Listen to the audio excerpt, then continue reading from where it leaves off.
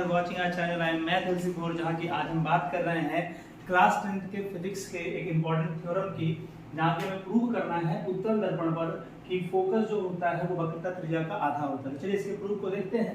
सबसे पहला काम करना है, हमें क्या करना है, कॉन्वेक्स मिरर बना लेना है, यानी कि मिरर हमने फॉर्म किया है, ठीक है। इसको हम लोग अंदर से क्या करते हैं, रस्तीत कर लेते हैं या सिलवर्ट कर लेते हैं, ठीक है। उसके बाद हमें प्रिंसिपल एक्सिस के पैरेलल एक लाइन यानी एक रे लाना है, ठीक है, जो कुछ इस प्रकार से चली जाएगी, ठीक है। फिर इस रे को हमें थोड़ा पीछे की ओर बढ़ा लेना है, जो कि है F के पास से गुजरेगा और इसके सेंटर के पास से एक हमें लाइन ड्रॉ करना है, ठीक है। सेंटर के पास से, ठीक है, एक लाइन ड्रॉ करना है जो क्या बनाएगा, अवलंब क्रिएट करेगा वहां पे, ठीक है। अब बच्चों, चूंकि ये हमारा आपतित किरण है, इसके बीच में जो कोण बनेगा उसका नाम I होगा, और ये चूंकि परावर्तित किरण है तो इसके बीच का जो एंगल बनेगा उसका नाम क्या होगा, R होगा, ठीक है। और ये हमारा अवलंब है, हमने इसे P लिखा है, ठीक है। और यदि हम इसको देखें तो इसको अब यदि इसको x डैश मान, इसको हम y डैश मान, और इसको हम x डैश मान देते हैं प्रिंसिपल एक्सिस को, तो ये इस प्रकार का हमारा पिक्चर फॉर्म होगा। अब इसके बारे में थोड़ा लिखते हैं, यहाँ पे क्या क्या दिया गया है। हम कहेंगे दिया गया है, ठीक है, क्या कि y डैश एक अवतल दर्पण है, सॉरी उत्तल दर्पण है,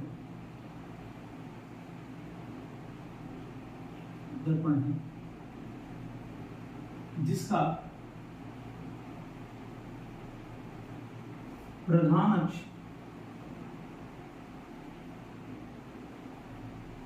x डैश है। प्रधान अक्ष x डैश के समानांतर आती प्रकाश किरण AB दर्पण पर B बिंदु पर आपतित होती है।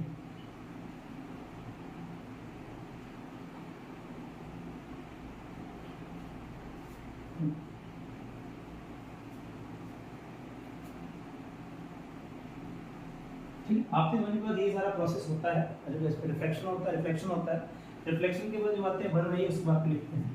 तो इतनी बातें हम लिख दी। अब हम बोलेंगे, चूंकि यहाँ बताएंगे कि हमारा जो PF है वो क्या है, फोकस दूरी है, एक काम की बात हम ऐड करते हैं।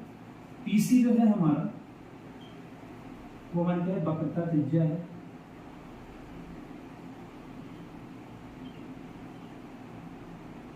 यानी कि इसको हम R से डिनोट कर दें, ठीक है। यदि गौर से हम देखें तो हम यहाँ पर इसका नाम AB रखते हैं और इसको कुछ नाम देते हैं, जैसे ये हमारा जो कि F से वापस जा रहा है तो इसको D बोल देते हैं। ये हमारा जो रिफ्लेक्टेड रे है VD, ठीक है। रिफ्लेक्टेड रे क्या होगा, VD, ठीक है। आपतित किरण हमारा कौन सा हो गया, आपतित किरण AB हो गई। हमने कहा है कि आपतित किरण AB दर्पण के बिंदु B पर आपतित होती है तथा BD परावर्तित किरण है। और हमारा ये जो लाइन है, ये हमारी जो लाइन है C, इसको मान लो C डैश कर लो, CC डैश अवलंब। बस ज्यादा लिखने की आपको जरूरत है नहीं, कि इसको नहीं लिखते तो कोई फर्क नहीं पड़ता, ठीक है। तो अब जरा ध्यान से देखिए, इतनी बात हम लोगों ने लिख दी, तो हमें सिद्ध क्या करना है, तो सिद्ध करना है क्या, देखो तो दिखाना है F बराबर या तो R/2 और दिखा दें 2F बराबर क्या, ठीक है। तो पेशेंस इसको आराम से बनाते हैं। पहला देखो बच्चों, आपको दिख रहा है कि हमको यहाँ का एंगल तो क्या है, पूरा का पूरा बराबर है। हम पहले तो वही लिखते हैं प्रमाण के अंदर, भैया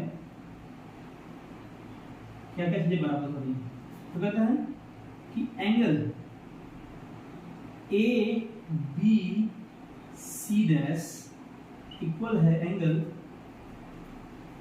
सी डैश बी डी। क्यों बराबर है? तो एंगल आई बराबर एंगल आर, परावर्तन के नियम से। ठीक, परावर्तन के नियम से हमने इस बात को लिखा। उसके बाद थोड़ा और देखिए, यदि ये एंगल बराबर, अच्छा एक चीज और देखो, आप इस दोनों एंगल को देखो, ये भुजा, ठीक है, और इस भुजा के बीच में बना हुआ कोण है, तो यानी कि ये वाला और ये वाला क्या है? आपका शीर्षाभिमुख कोण है। कौन सा कोण है? शीर्षाभिमुख कोण है। तो आप ध्यान से देखिए, आप इस अंदर वाले एंगल को जरा पढ़िए, तो ये हो जाएगा एंगल हमारा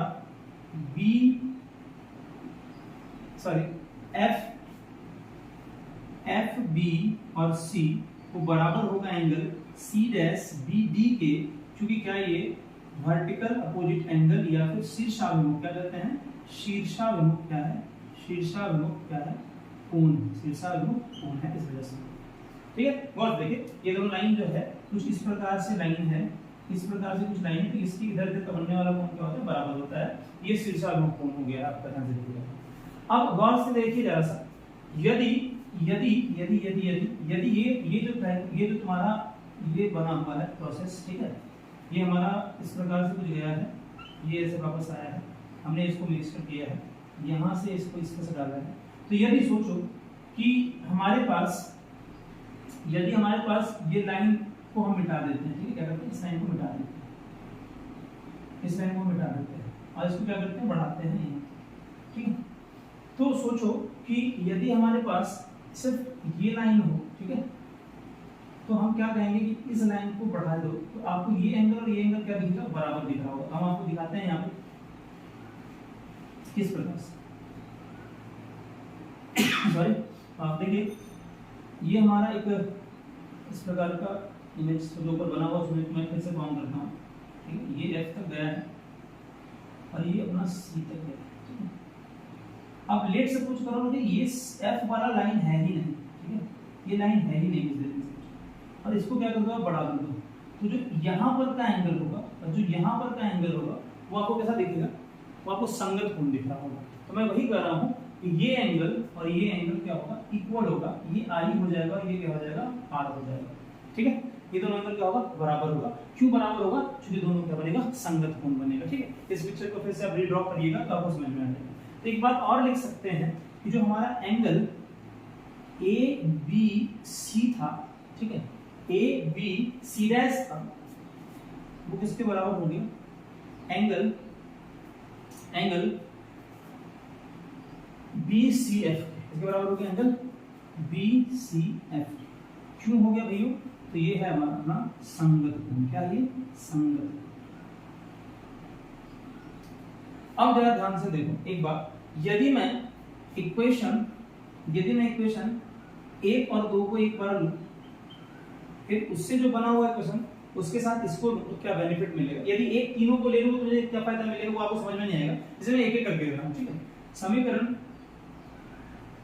1 तथा 2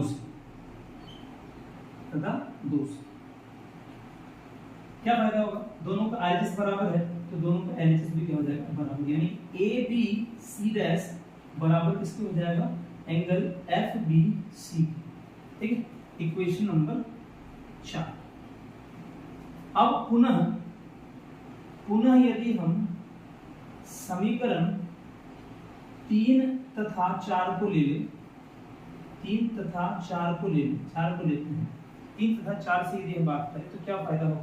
तो देखो 3 का एलएचएस और 4 का एलएचएस बराबर है, दैट मींस एंगल BCF बराबर हो जाएगा एंगल FBC, यानी कि BCF बराबर FBC हो जाएगा। तो जब ऐसा होगा, अतः ट्रायंगल BCF एक समद्विबाहु त्रिभुज है, समद्विबाहु त्रिभुज, ठीक है। और यदि ये समद्विबाहु त्रिभुज है, इसका काम खत्म हो गया, बता देते हैं, ठीक है। यदि ये समद्विबाहु त्रिभुज है, इसका मतलब हो गया कि आई के सामने की ये भुजा यानी कि BF और आर के सामने की CF क्या होगी, फिर से बराबर होगी। हम कहेंगे कि FB बराबर किसके है, FC यानी कि CF।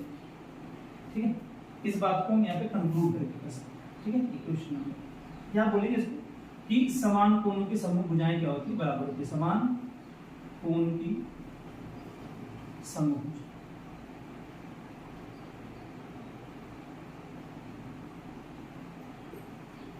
यानी कि इस हिसाब से हम बता सकते हैं कि FB बराबर क्या है, FC है।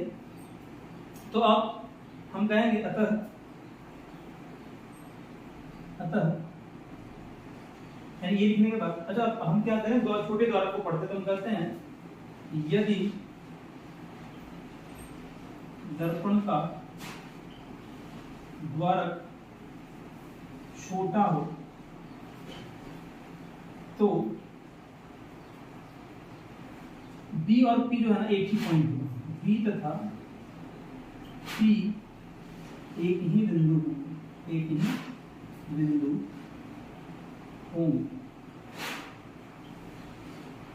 इसलिए जो हमारा FB है वो FP के क्या होगा, बराबर हो जाएगा। तो गौर से देखो, यदि इसको क्वेश्चन नंबर 5 कहें और इसको क्वेश्चन नंबर 6 कहें तो समीकरण 5 से हम क्या कर सकते हैं, समीकरण 5 तथा 6 से गौर से देखिएगा, FB बराबर PC है, FB बराबर क्या है, FP है। तो हम कहेंगे कि FP बराबर क्या हो जाएगा, FC।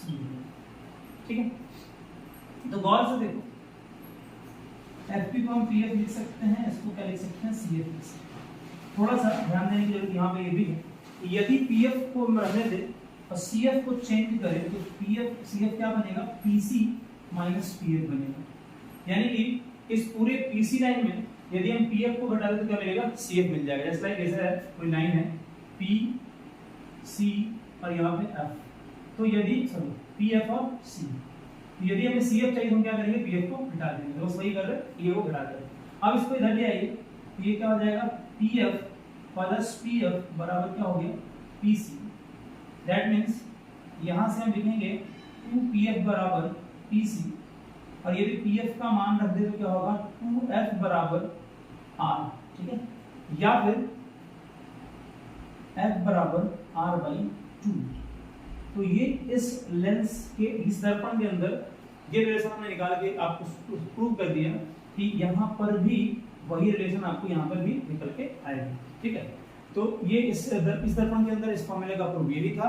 इसको आप अच्छे से देखिए, समझिए। यदि हमारे वीडियो आपको पसंद आ रहा है तो इसको लाइक करिए, हमारे चैनल को सब्सक्राइब करिए और वीडियो को शेयर करिए ताकि लोगों को मदद मिल पाए।